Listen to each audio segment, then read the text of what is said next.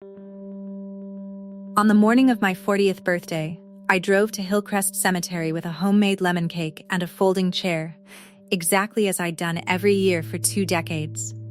Nobody else in my family ever remembered the date, so it was just me, my old beagle Rudy, and a grave that had been sinking into the grass since 2005. As I walked toward my grandmother's headstone, I saw a man standing there holding a spade, not digging a fresh plot waiting. He looked up, removed his cap and said, "You're Clara Whitfield, aren't you? She said you'd be here today. Your grandmother paid me 34 years ago to dig a hole behind her stone on your 40th birthday. I've kept this ground ever since." I watched him cut into the earth while my mind screamed a single question.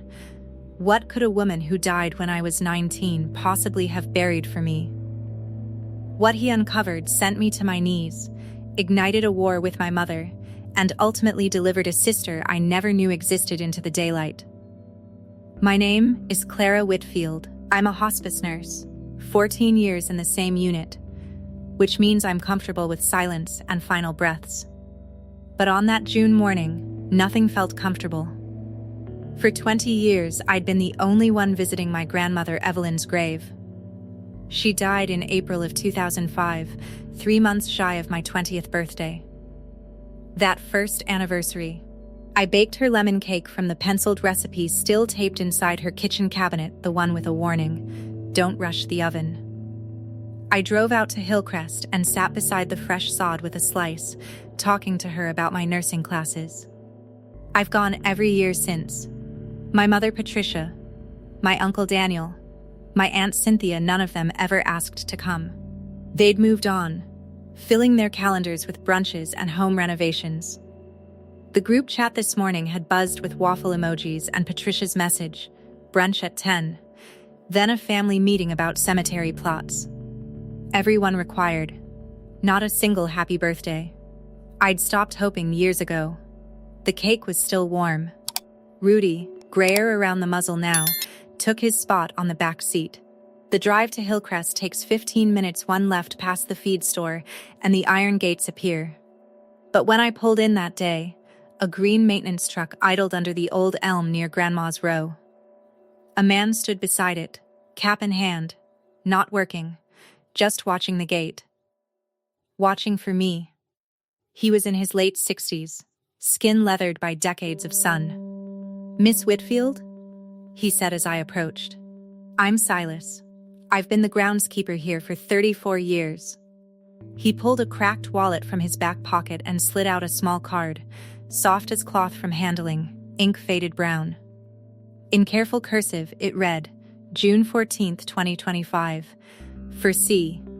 Wait for her. She'll come. My grandmother's handwriting.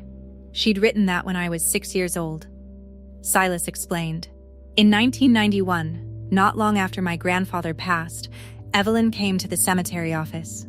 She'd bought a row of 4 plots under the elm, 2 for herself and Grandpa, 2 empty.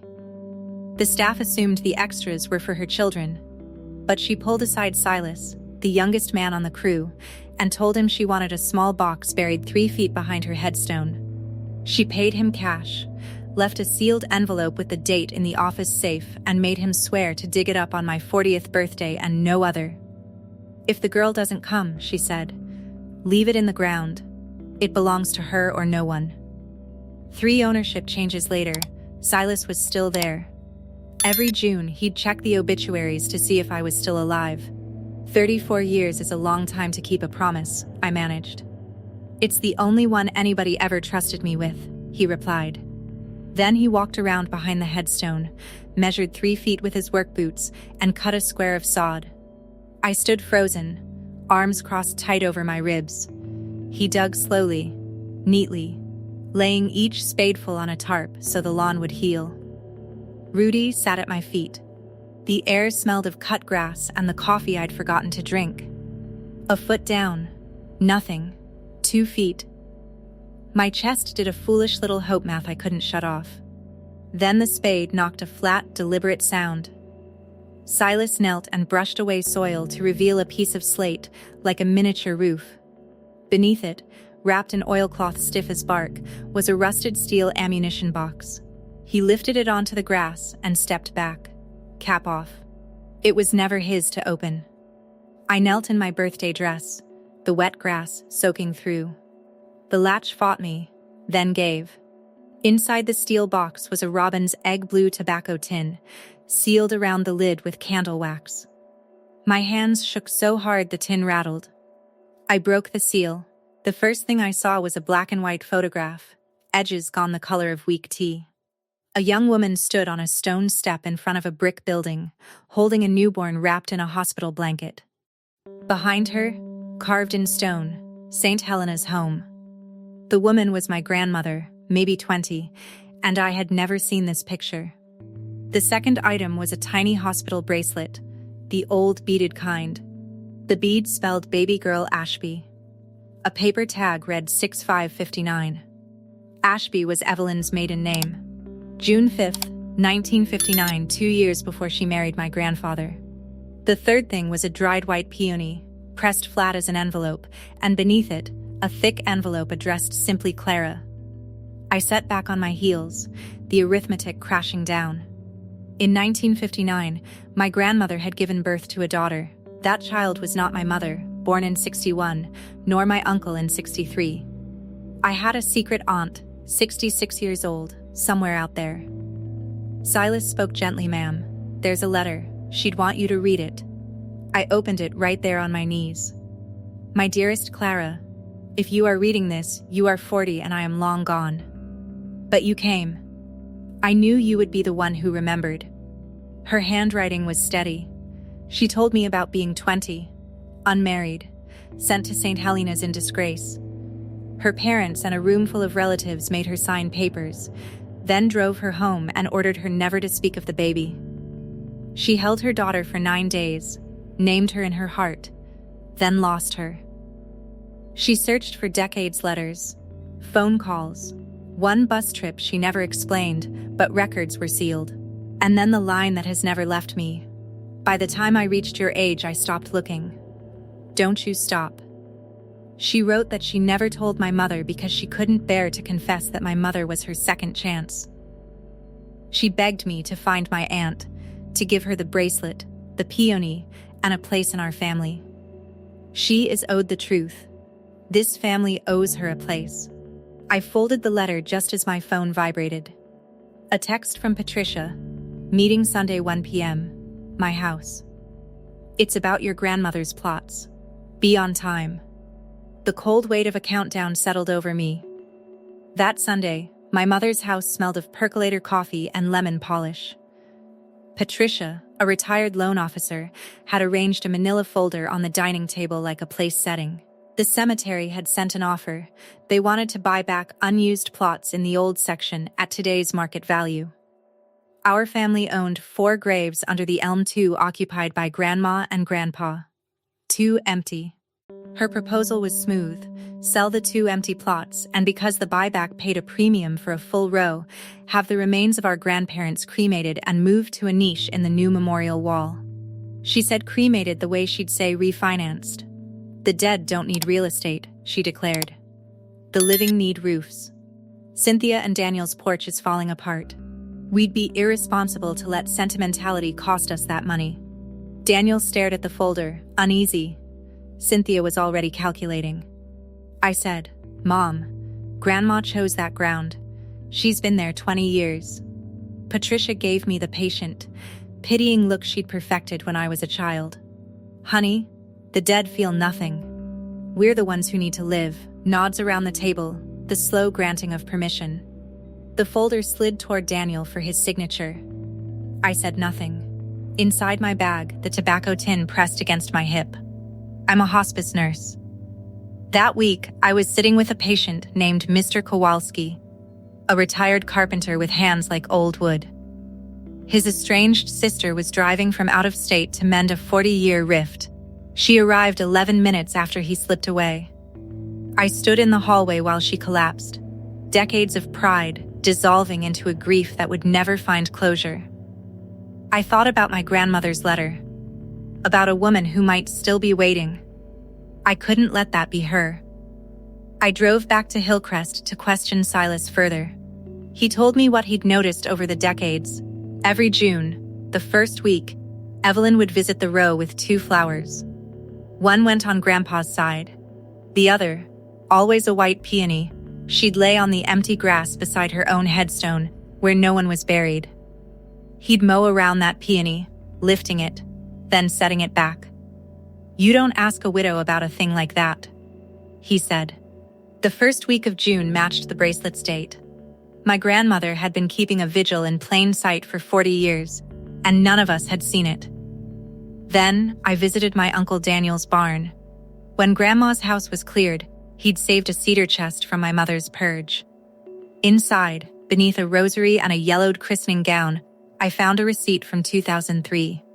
Evelyn Whitfield had paid a registration fee to the State Adoption Reunion Registry. She'd put her name in the system, one hand reaching into the dark. So, I wrote to the registry, asking a narrow question. Had any match inquiry been received?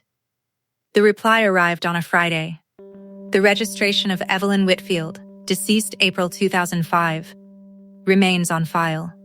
A prospective match inquiry was received in October 2005 and administratively closed. Notation: contact declined by family. October 2005. She missed the knock by 6 months. And someone, the executor, my mother, had refused it. I sat on my porch and felt the world shift. I didn't confront Patricia immediately. I went to help her pack her den. She decided to downsize, and she needed free labor. While she argued with movers, she handed me the key to a locked file drawer to retrieve bank folders. Between pension and property was a folder labeled Estate Evelyn. Inside, a cream envelope postmarked Traverse City, Michigan, September 2005, and a carbon copy of a typed reply. I read the copy first. "My mother never mentioned you. You are mistaken about your connection. There is nothing for you here. Do not write again." Typed on Patricia's personal letterhead, unsigned. The original letter was from a woman named Lillian Wells. She had written, with heartbreaking dignity, to ask if Evelyn ever spoke of her. I slipped both into my waistband, my heart hammering. When my mother returned, I was holding bank statements and complaining about the moving truck. My voice didn't shake, and that frightened me more than the theft. At home, I read Lillian's letter. She had lost her adoptive mother and, upon registering, learned her birth mother's name and date of death the same year. Her only question? I am not asking for anything, only to know if she ever mentioned me. That was the question my mother answered with a typed no. I now had a name, a 20-year-old address, and a deadline. The disinterment was scheduled for July 30th, and my mother had already signed. I had to find Lillian before the dig. If you've ever been the one in your family who carries the unsaid things, drop a comment right now. Tell me I'm not alone in the lonely work of remembering. I called my best friend Nora, another hospice nurse, and told her everything. She swapped 2 shifts, packed a cooler, and drove while I sat in the passenger seat rehearsing what I'd say. We drove 5.5 hours north to Traverse City. The house was a neat brick bungalow on a tree-lined street, and climbing the front porch was a trellis heavy with white peonies, the same flower my grandmother pressed. A tall woman opened the door, steel gray hair cropped short, and my grandmother's jawline unmistakable on her face. I introduced myself and mentioned Evelyn Whitfield. Her expression shuddered with a practiced pain. She withdrew a worn, much-folded paper, my mother's typed rejection. "Your family already answered me," she said, voice flat. "I'm 66 years old. I don't ask twice." The door closed, gently, which was worse than a slam. I sat on her porch steps and opened the tin. I laid out the photograph of the young woman at St. Helena's, the tiny bracelet with baby girl Ashby, and the letter, its last page facing the sidelight. Then I spoke through the door, the way I speak in quiet hospital rooms. "The woman who typed that rejection is my mother, and she never told anyone you wrote. Evelyn registered to find you in 2003. She died in 2005, still waiting. You missed her by 6 months, and I am so sorry. But she never forgot you.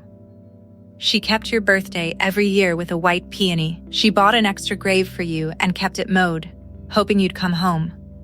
Silence, then a sob. The door opened.